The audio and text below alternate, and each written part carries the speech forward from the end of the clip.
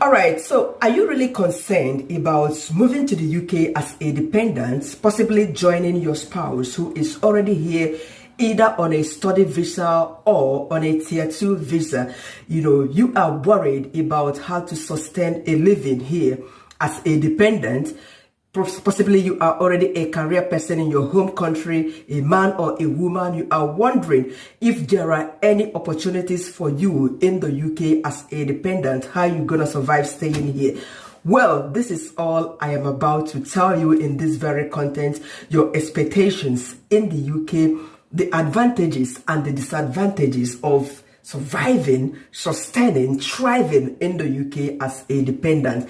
Meanwhile, you are most welcome to my channel. My name is Ojike, a mom vlogger here in the UK. Feel free to go through my other videos. You might find a video that is very interesting to you to watch. Meanwhile, I am also a dependent living in the UK. Yes, so I have much relevant ideas to share with you as to what you are to expect, staying in this very country as a dependent. So let's get on with this content.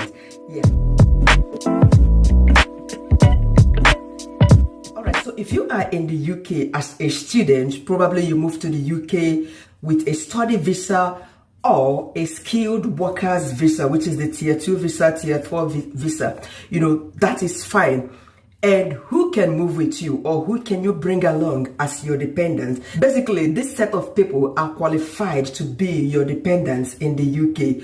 Your wife, your husband, or your civil partner, even when you guys are not married. Hence, you can prove that, yes, you have a relationship with this person and you have been living with this person for a period of 2 years, and you can provide some financial evidences or legal evidences that both of you have been doing things in common as a couple, but you guys are in a civil partnership. It is allowed for you to bring such a person over to the UK. And your children who are under the age of 18 years, who are not up to 18 years, are allowed to come to the UK, to join you to the UK as your dependents. So what are the opportunities for you? These are just the advantages of living in the UK as a dependent or moving to the UK as a dependent. Number one, assuming you are joining your spouse who is a student or who is here as a skilled workers visa, definitely opportunities are bound for you. Number one, you are not restricted to limited hours of work. Yeah, perhaps your wife or your husband is here on a study visa. Remember that your wife or your husband, who is the main applicant on a study visa, might be restricted to just 20 hours a week, of work. This is written in the visa. Sorry, this is written in your visa page, but you, who is the dependent, who has joined your husband here, who is here as a student or as a skilled worker, you can work as much as you can. No limitations to the number of hours you can work. Secondly, you can even open up a business in this very country. If you do not wish to work, you have the right to start up a business on your own, to be self-employed on your own. No restrictions, no limitations. This is so fantastic. Number four, your children can have access to free education starting from age 4 up to the age of 16 years. That is so fantastic to think about. Also bear in mind that your children who are in year 1, year 2, they can have free school dinner, which is a free school lunch, including school milk.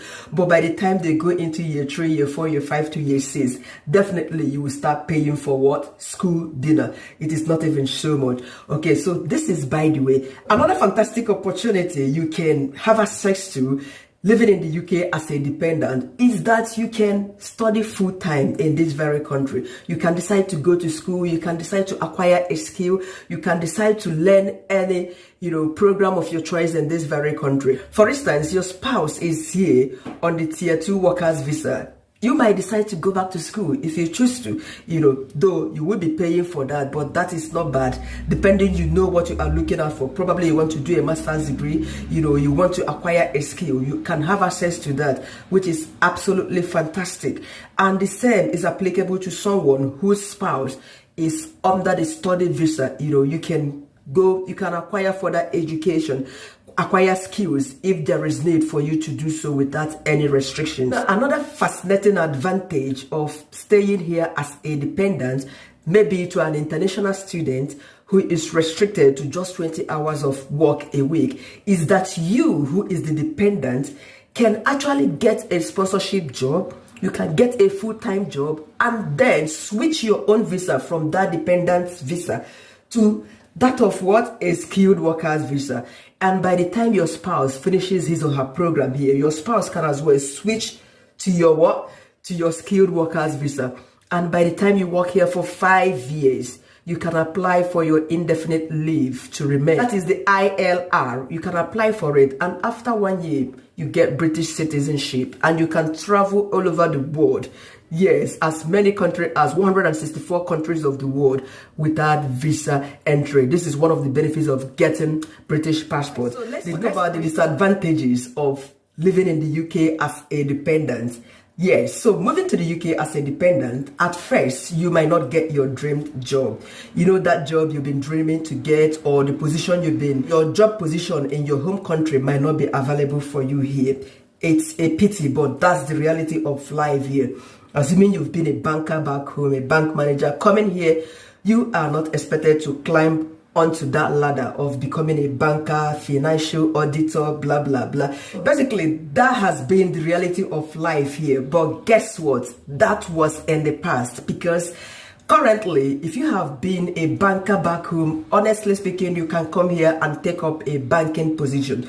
If you have been working in the media industry, though, that would be a bit difficult for you to adapt, because you need to understand the British accent, yeah, for you to be able to become a media personality in this very country.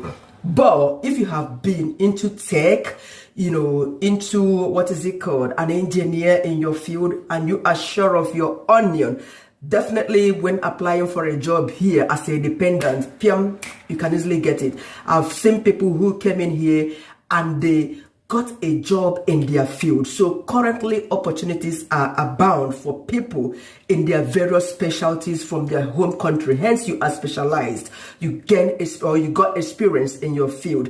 Definitely you are getting a job in your field. So do not be afraid. Build up your CV. Make sure that you are telling the truth, you know.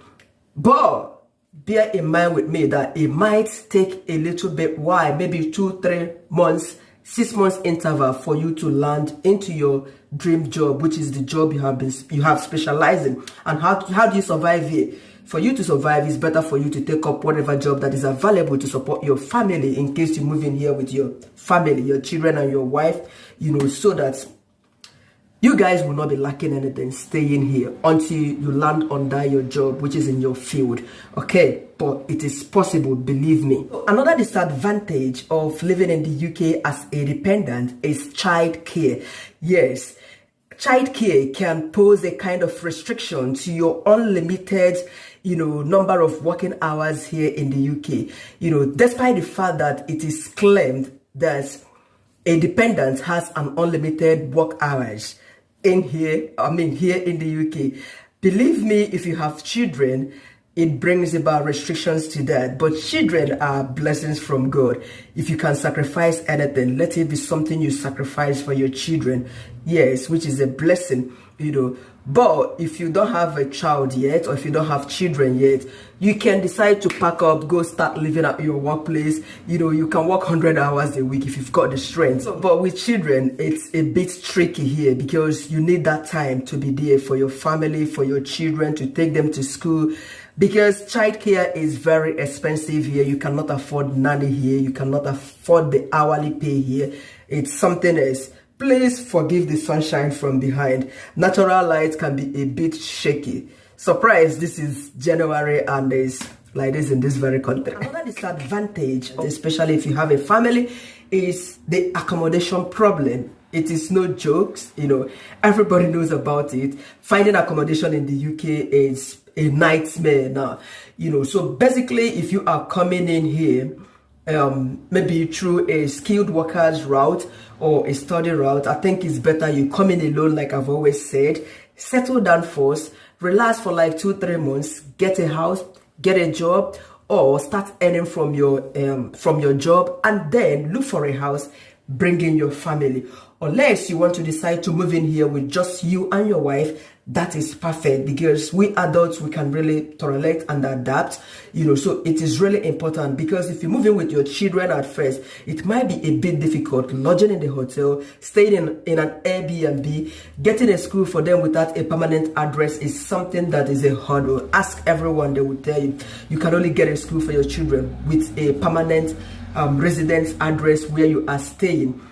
By so doing, you can look for a school that is within your vicinity, where your children can easily access or walk down to or commute around, as the case may be. So accommodation is a big disadvantages, but once you find one, you are good to go. Yeah.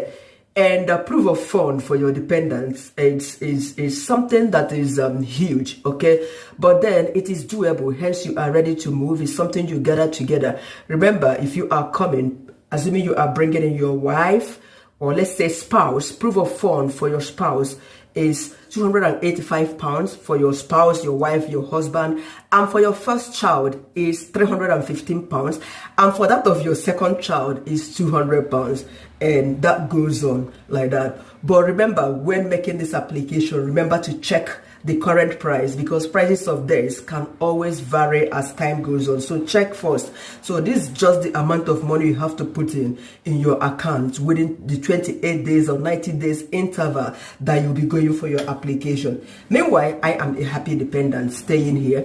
Yes, I'm considering going back to school, which is fantastic, which is what a lot of dependents are doing. You can get a skill, go back to school.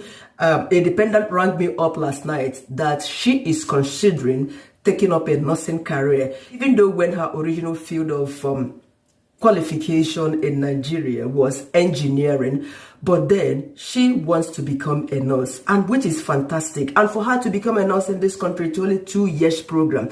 You have to study MSc nursing with pre-registration. There you go. You just need 500 hours of work to take this up, and there you go. But ensure that you love what you want to go into. That is my advice. So there is always room for you to improve, that's a trajectory, for you to move from level A to level B to point C in this very country. So you can sustain and thrive as a dependent here in the UK. I hope this helps. Please subscribe to my channel if you haven't. Give this video a like, drop your comments, follow me on Instagram at Ojike, and keep coming for more videos. Thank you so much. I am using natural light to film this. Forgive me about the sun reflections everywhere. Bye for now.